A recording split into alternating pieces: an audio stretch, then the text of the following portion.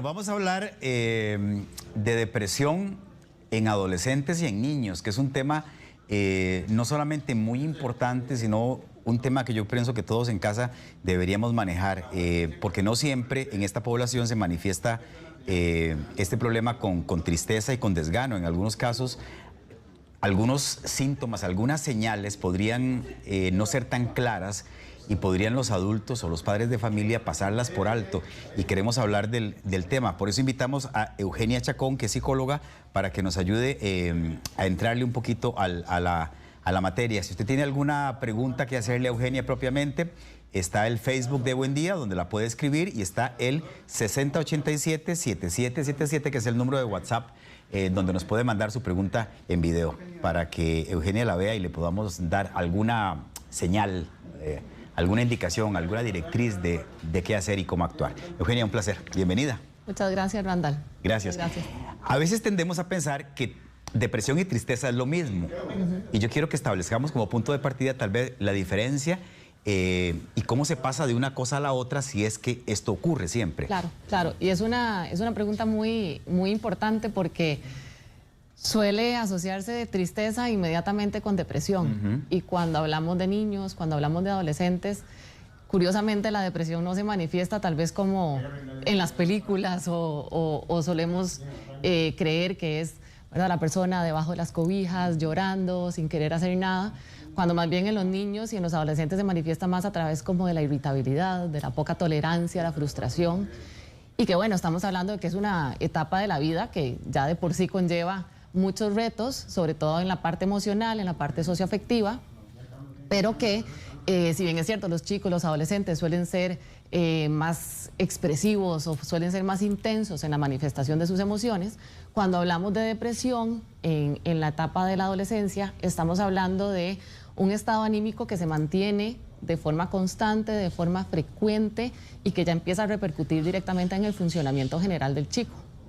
Claro, me llama mucho la atención eso que estás diciendo, que a veces no se manifiesta con la tristeza que uno típicamente imaginaría, sino que se puede manifestar con, digamos, uno ve un chiquillo berrinchoso y dice, ay, es que está en la adolescencia. Ajá. Es más, le decimos, díganme si no, la aborrecencia. Correcto. ¿Verdad? Correcto. Le llamamos así, y entonces creemos que es parte del proceso. Sí. Y podría este muchacho o este adolescente estar pasando por un proceso de depresión que a lo mejor no sabemos leer o no sabemos entender los adultos. Claro. Y ese es de los retos para los padres, el poder diferenciar, incluso hasta para los profesores, para maestros, el poder diferenciar si estamos ante una depresión o si estamos ante conductas propias de la adolescencia. Ahora, los síntomas más comunes que se suelen manifestar cuando estamos hablando de un adolescente deprimido es el aislamiento.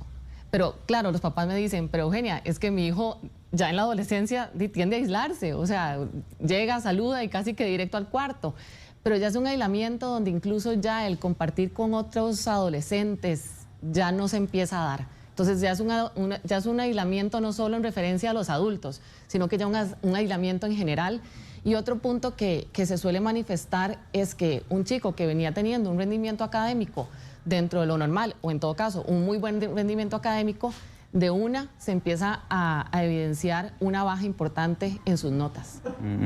Que también es algo a lo que hay que poner atención. Claro. Ahora, ¿sí sienten ustedes, los profesionales en esta área, que la pandemia ha incrementado los casos? Sí, ¿Esta población en particular? Sí.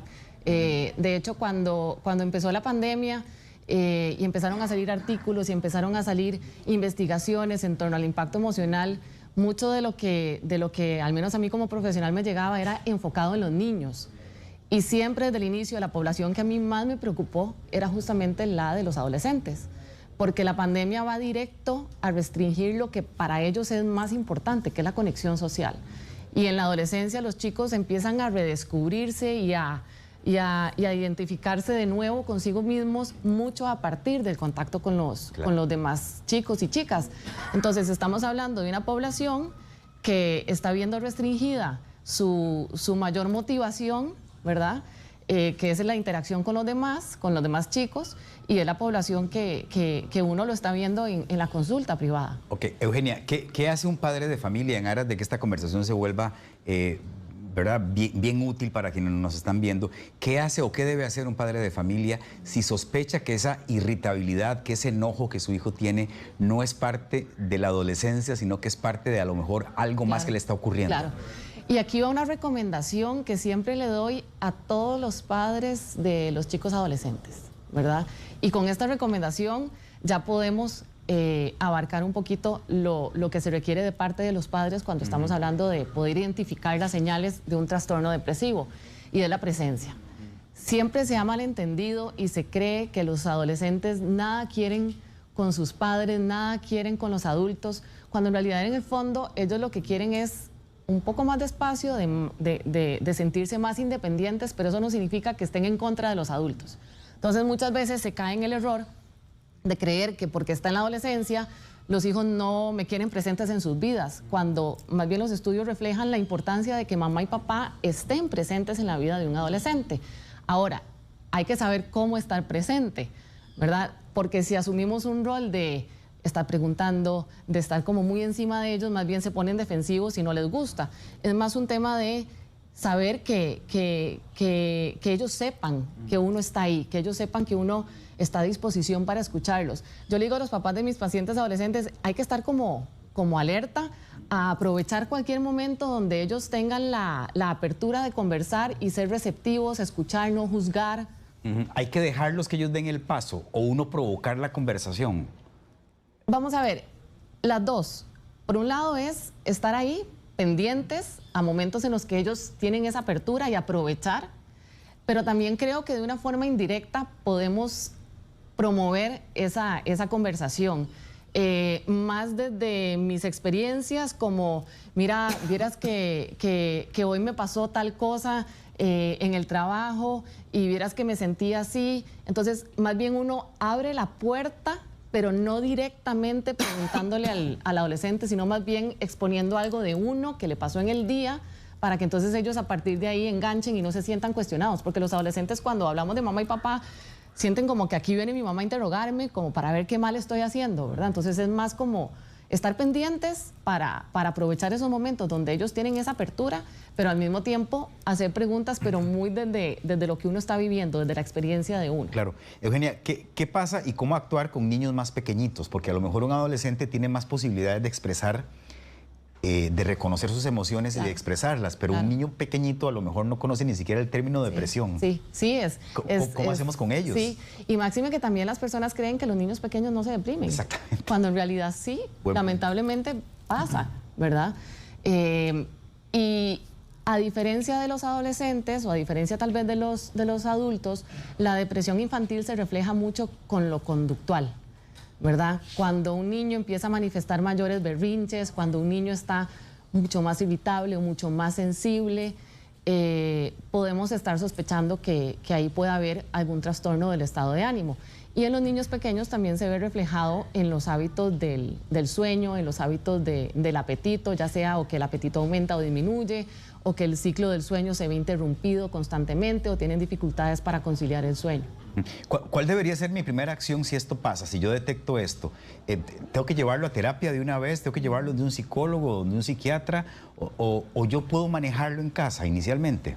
Vamos a ver, Randall, la depresión, y sobre todo en la depresión de adolescentes, lo ideal es de una buscar la ayuda profesional, porque estamos hablando de que la depresión en adolescentes conlleva dos riesgos muy importantes. Uno es el consumo de drogas, de alcohol, y por otro lado, lamentablemente, es la autoeliminación, ¿verdad? El suicidio.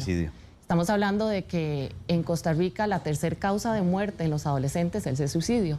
Entonces es una población muy vulnerable, y que si estamos hablando de un chico o de una chica que está manifestando síntomas que nos llevan a pensar que puede estar teniendo un trastorno depresivo, lo ideal es valorar con un psicólogo clínico y muy probablemente con un psiquiatra. ¿Y qué pasa si el niño o el adolescente no quiere ir? ¿Lo obligo? Sí, es complicado, pero vamos a ver, en mi experiencia, Me ha pasado que muchos de los chicos son los que llegan y le preguntan directamente a su mamá o a su papá si existe la posibilidad de poder recibir atención psicológica, cosa que ahí es muy importante estar abiertos a la posibilidad, porque lamentablemente también hay mucho estigma en torno a la atención psicológica, ¿verdad? Entonces, o también mamá y papá por el mismo temor o la misma ansiedad tienden un poco a disminuir, a minimizar la situación y pueden caer en el error de, no, tranquilo, eso es parte de la adolescencia, todo va a estar bien, cuando en realidad el que un chico esté manifestando necesitar ayuda definitivamente es una señal de alarma importante. Ahora sí, hay chicos que son resistentes, ¿verdad? Y yo siempre le trato de explicar a los papás, porque por lo general uno tiene una entrevista inicial con los papás, una entrevista clínica, y siempre hacen esa pregunta, bueno, ¿cómo hago para que mi hijo tenga la disposición de venir? Y yo lo que siempre les pregunto, bueno, ¿qué cosas le gustan a su hijo? Por ejemplo, que si a su hijo le gusta mucho el fútbol, bueno, ok, todo futbolista, hasta Cristiano Ronaldo y Messi requieren de un coach, de un entrenador para poder mejorar sus destrezas, y es planteárselo desde esa perspectiva. Claro. O sea, vamos a ir a buscar una persona, un profesional que te va a ayudar a sobrellevar mejor esto que estás sintiendo, esto que estás viviendo, y siempre también ayudándoles a ellos a tener la tranquilidad de que el espacio terapéutico es confidencial, ¿verdad? Yo siempre le explico a mis pacientes adolescentes, este es tu espacio, por ética profesional, yo no puedo hablar con nadie más de lo que vos y yo estamos conversando acá, excepto pues si estuviera en una conducta de riesgo, pero que ellos sepan que ese espacio es un espacio de ellos y se va a respetar la confidencialidad, les genera muchísima tranquilidad. Muy bien, a manera de cierre vamos a colocarles una pantalla con algunos síntomas comunes o señales comunes de depresión que ya Eugenia ha mencionado, la gran mayoría de ellos. El primero es irritabilidad constante, que ya lo dijimos. Correcto. El segundo es un concepto que yo quiero que nos explique porque yo no lo entendía, anedonia. Anedonia, y ese es uno de los síntomas que más se suelen manifestar en los adolescentes cuando están deprimidos, y es la pérdida de placer ante actividades que solían disfrutar. Entonces, cuando estamos hablando de un chico que disfrutaba muchísimo de realizar una actividad en particular y eso ya ni siquiera lo motiva, ahí ya es una señal de alarma importante. Ok, trastornos del sueño, lo que Eugenia explicó, cambios en el apetito, que podría ser que coma más o que coma menos. Correcto, correcto. Aislamiento, verbalizaciones negativas sobre sí mismos, bajo rendimiento académico, que usted note que haya, ¿verdad?, una situación ahí en la escuela o en el colegio que no es común, que no es habitual, cansancio y fatiga. Correcto. Ok, para que le pongan atención.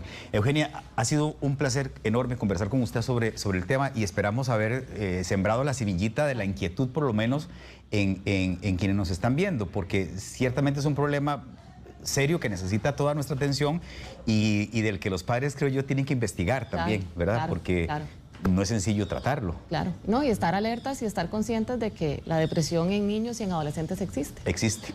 Exacto. Pensamos que a veces su mundo es todo felicidad y no es así necesariamente. Bueno, voy a dejarles el número de WhatsApp de Eugenia Chacón, es el 8475-2998. Correcto. Se lo repito, 8475-2998. Muchísimas gracias. Muchas gracias. Que pase una linda mañana. Igualmente.